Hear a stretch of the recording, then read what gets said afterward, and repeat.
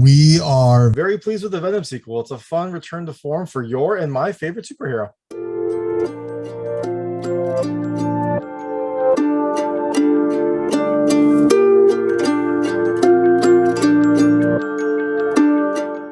Hey everyone, this is David Stark from Watcher Pass, and I'm here to talk to you about Venom, Let There Be Carnage, which is coming to theaters on October 1st, 2021. It's the sequel to Venom, and this is the Sony Marvel universe. So if you remember, there have been some talks about the negotiations.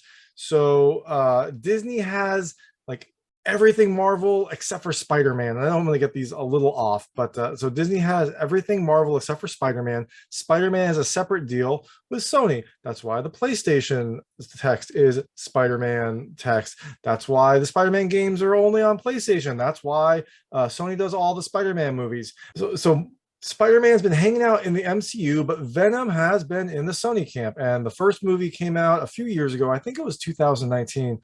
So Tom Hardy took on Venom, which was an interesting role for him. It's kind of tough because Venom is this kind of torn character because he has a symbiote. So there's Eddie, who is the main kind of journalist character, and then there's Venom, and they're both kind of the same character, at least if you're an actor. And so Tom Hardy has to kind of play this dysfunctional, disjointed character that was a lot of fun. I really liked the first movie. I thought it was a really interesting way to start it, and I liked Tom Hardy's performance, and I liked the universe, and hey, I just like Venom. So now Venom is back in Let There Be Carnage, which is the Venom sequel that we all knew was coming. It's kind of like when the Sonic movie was announced, you're like, well, okay, so when's Tails gonna get in there? So when Venom was announced, you're like, okay, so when's Carnage coming in? Because Carnage is kind of Venom's iconic villain. I mean, I guess Spider-Man you could think is also his nemesis, but Carnage is his real nemesis. He's that kind of foil of Venom. Venom is a lethal protector. Carnage is just lethal, and so now we get to see him. And who better to play a lethal crazy person than Woody Harrelson? Just kidding, but Woody Harrelson does a really good job as Carnage. So I'm going to talk to you a little bit about the film, a little bit about what I liked and what I didn't like, and then talk about the ending. So as you can imagine, there will be spoilers in this review. So if you don't want to know anything about the film, you want to see it, it comes out tomorrow. So you can check it out in theaters and then come back and watch this review. Or if you just wanted to get my thoughts, let's talk some more Venom, because hey, I love talking Venom. So as I mentioned, this is the introduction of Carnage. And so you have Eddie Brock and Venom are kind of fully bonded. The first movie was more about Eddie getting used to Venom and them trying to feel each other out, and Eddie trying to understand what's happening, but also appreciating the things that Venom gave him. And so in this film, they're fully bonded, but there's trouble in paradise because, as you would imagine, if you have a symbiote, something that's living in you and reading your thoughts and controlling your body and kind of trying to assert its will over yours, that can get tiring. And at the start of this film, Eddie and Venom are at odds. But do they come together when the world needs them for Carnage? I guess we'll find out. So the first thing I loved about this movie is it's Venom. I mean, as you can tell, I knew I would love this movie because Venom, and thankfully this movie lives up to my personal expectations and what I imagine other people's expectations are as well. I mean, look, I had the Venom comics when they were out growing up. I bought all of them, and then also when Marvel Ultimate Alliance came out and they announced Venom DLC, I bought it day one. I even bought the little gamer picture, the overpriced gamer picture, so my picture could be Venom.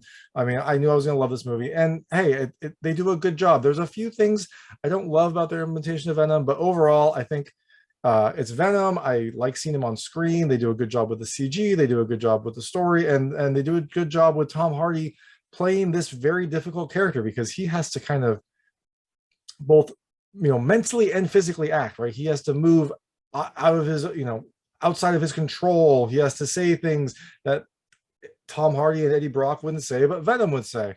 And so you get, they did a really good job of casting Tom Hardy and also of, making Venom come to life. And one thing I really liked about this movie, and I think, maybe it was in the first one, but I noticed it in this one, Tom Hardy is actually one of the writers. He wrote the story. He didn't write the screenplay, but he was a collaborator on the story. So that makes Tom Hardy a nerd just like all of us, and that makes him one of us, which I really like to see.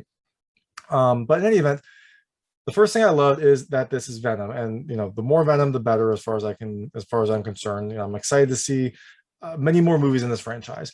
The second thing I loved is the humor, and that becomes apparent in this one because you have Venom and Eddie bonded fully essentially, and so you get a lot of back and forth. They bicker kind of like a married couple, and that leads to a lot of really funny moments where like Venom will say something ridiculous and Tom will be arguing, or Eddie will be arguing back and forth, and they, and then Venom will make Eddie do something that he doesn't want to do, and so you get a lot of this really fun back and forth between Venom and Eddie, and that leads to a ton of humor. And this film is just overall very funny. That's not just that, but that's kind of the most prominent thing at the start. There's also just some silly situations that happen. So you just have a really entertaining movie. And that was a nice thing about this. Is this just feels like a fun comic book movie. The first movie was a little bit more serious, although there was some humor. This one, it feels like they really leaned into the kind of ridiculous fun aspects of this series. The third thing I really love are the special effects. And you kind of have to have good special effects if you're having Venom, because Venom is a giant kind of alien creature. When Eddie becomes Venom, he grows, he becomes more powerful, he becomes more destructive. And they did a lot of really good effects for that. Like, one of the things I love seeing, and I wouldn't love this if I owned real estate in San Francisco, but I love seeing this as a moviegoer, is when Venom moves around, he kind of destroys everything because he's not, elegant like Spider-Man. He just like pulls his claws into the walls to climb. He like slides down the roof, sending tiles everywhere.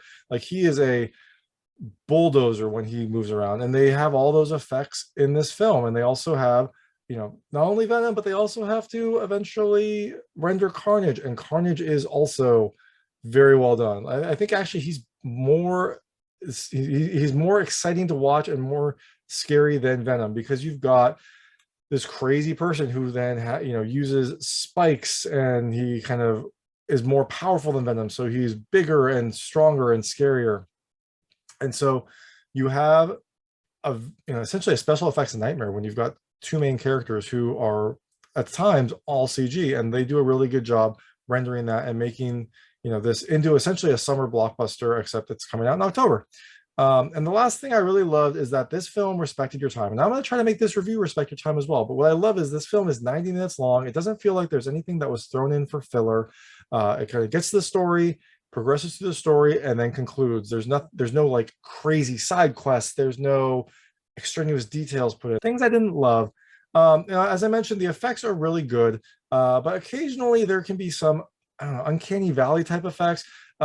Basically, when Venom and Carnage are fighting, you do get kind of a claymation feel, and that's, the animation is really good, but I think it's natural when you have CG things fighting. You've got, this large CG Venom and this large CG Carnage, and they move well, but they don't move perfectly, and that can lead to some some of the big climactic fights not feeling as exciting because it's basically all CG, and that might just be my pet peeve, but it's something I noticed, and it made the ending just not as exciting as I would have expected given everything that was going on. The second thing I didn't love is kind of how Carnage came to be. In this film, Carnage comes about because he bites Eddie, and when he bites Eddie, I guess some of the symbiote goes into his mouth, and maybe that's how he sometimes is. Maybe that's sometimes how the symbiote creates new entities, but it just felt a little bit too easy, because that just kind of means that if anyone ever is like hit by Venom, there's a risk that they will then become a symbiote. If anyone if Venom ever leaves behind some goo, that person could become a symbiote. It felt a little too easy to then create more of them, and I think Carnage was a little more special. I went and reread the comics because I'd forgotten, but it was kind of an offspring of the symbiote that was just left behind and forgotten, and then Cletus Cassidy found it and bonded with it. But in this one, Cassidy bites Eddie during an argument, and then he becomes Venom, and that just felt a little too easy, because then it just, my mind was like, well, now we can have a million Venoms. If anyone hits him with something, kind of scrapes him, they can then become a symbiote as well. So I guess they had to do it for the story. They couldn't have a more involved process, but it did feel like a little bit of a cop out.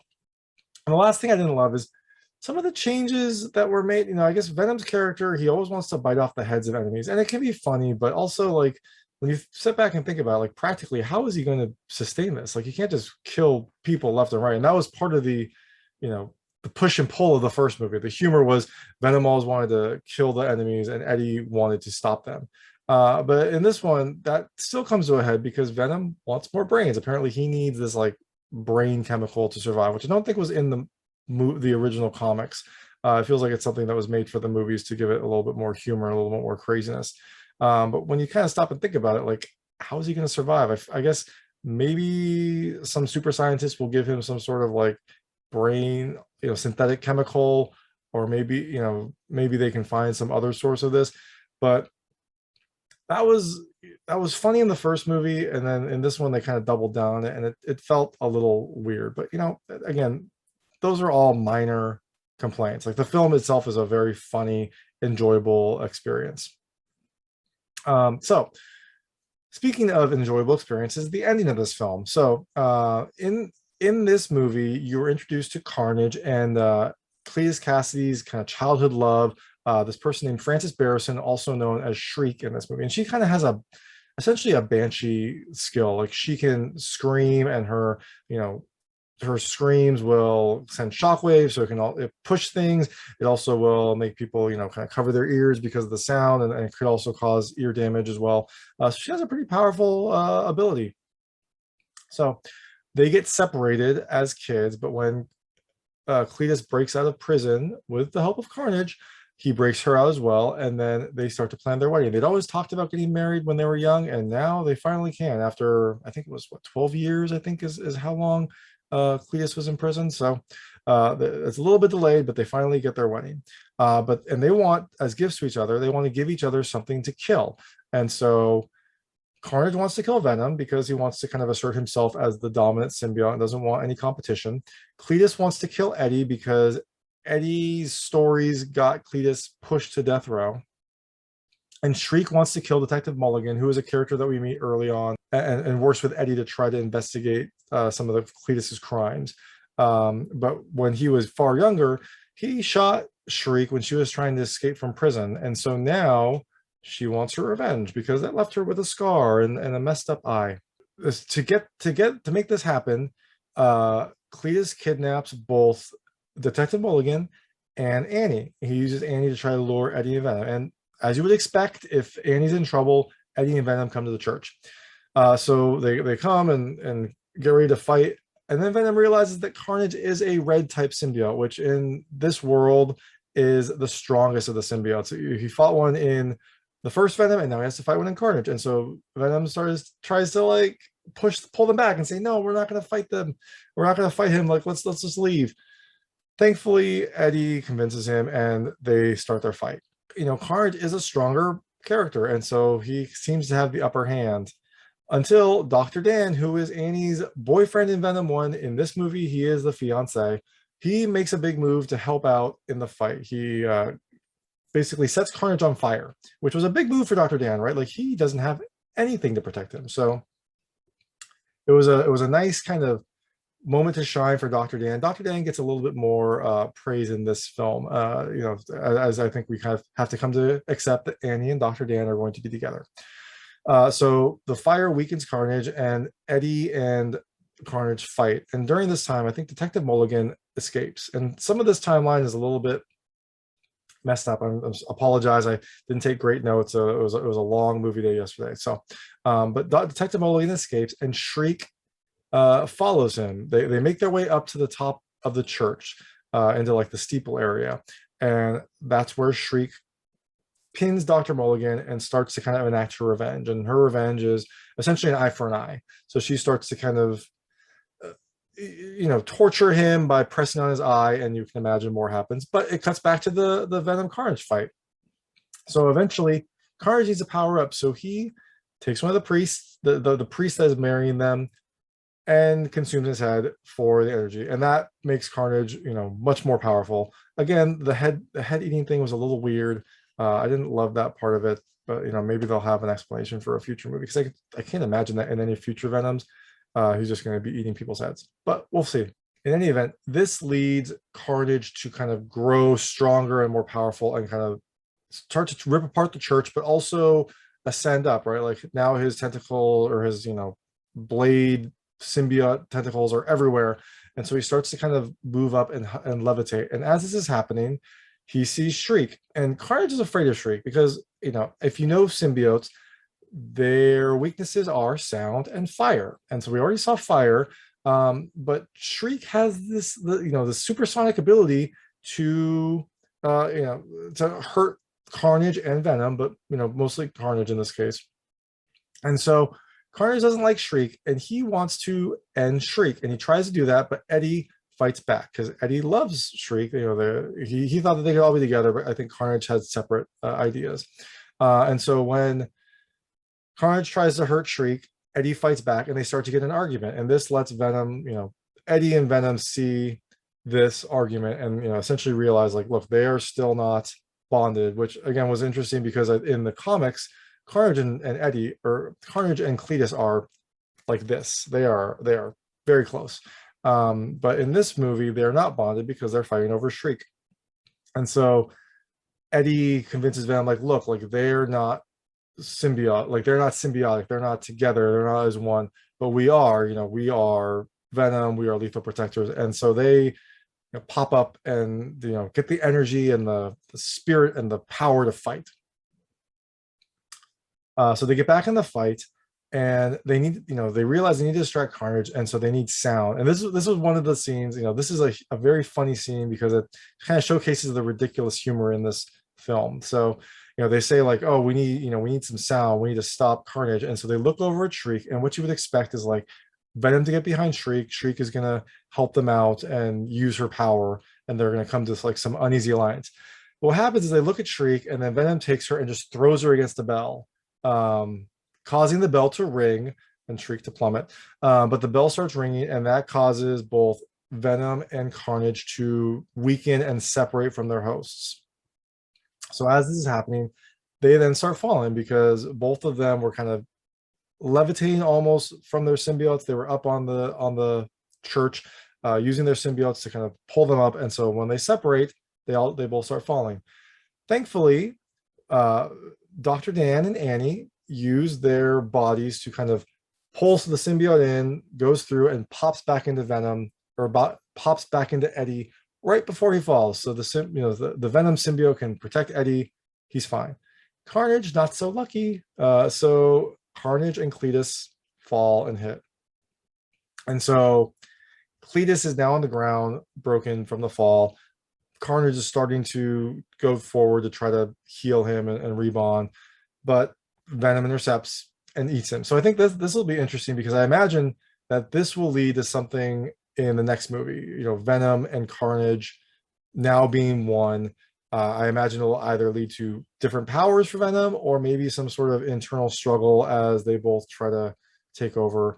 You didn't see that at the end of this movie, but I could see that being a future plot line. Either Eddie's going to get, or Venom is going to get some more powers, maybe some more Carnage-like powers, sharper tentacles or something like that, or there's going to be some internal power struggle, and maybe there will be a part of the next movie where Eddie becomes more Carnage-like and becomes a little bit more evil. So we'll see. It could be interesting. So now Cletus is dead, Carnage is dead, and Shriek is dead. So everything worked out, and Venom and Eddie both thank Dr. Dan for his help. And this was a nice scene as well because it kind of, there was some internal conflict with Eddie still being in love with Annie, Venom being in love with Annie, but Annie's clearly better off with Dr. Dan.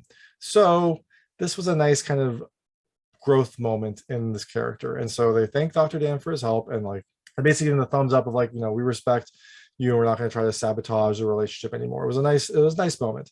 And then Eddie gives Venom what he was asking for. Venom wanted to be a little bit more free. So the movie ends with them on the beach talking about, their next adventure and really kind of finally being that bonded symbiotic pair. And so it's a happy ending. Until Stingers, there are Stingers. It's a comic book movie. So you get a stinger partway through, and one of these might have been in the film itself. I think one of these happened right before the end of the film, where Detective Mulligan,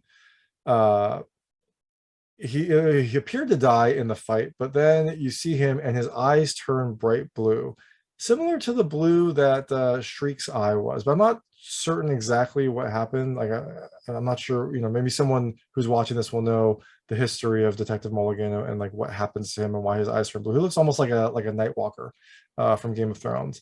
But that's all you see. You see his eyes turn blue and you see them both open. So presumably he's still alive, or at least in some sort of some possessed something. I'm not sure what happens, but we'll find out.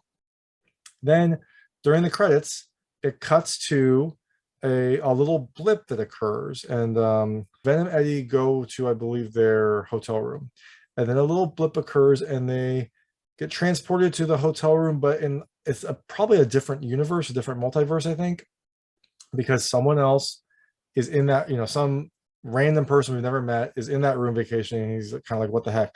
But what you see before this is that Venom is now in the Spider-Man world, because you see on the screen the ending of Spider-Man Far From Home, where J. Jonah Jameson outed Spider-Man as Peter Parker.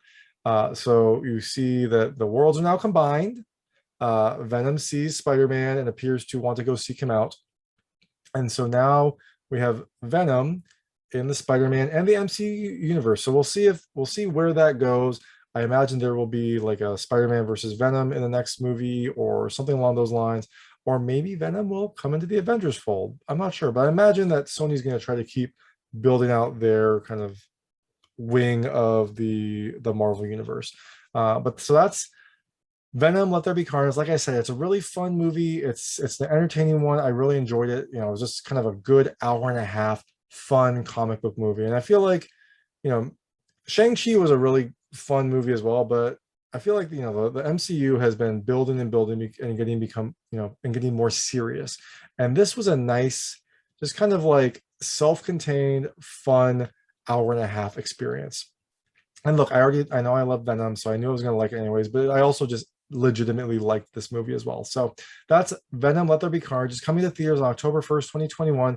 You can check it out if you're comfortable going to theaters. Thanks so much for watching. If you liked this review, please like and subscribe to this channel. It helps me out a lot. Make sure all my new content goes straight to you. Thank you.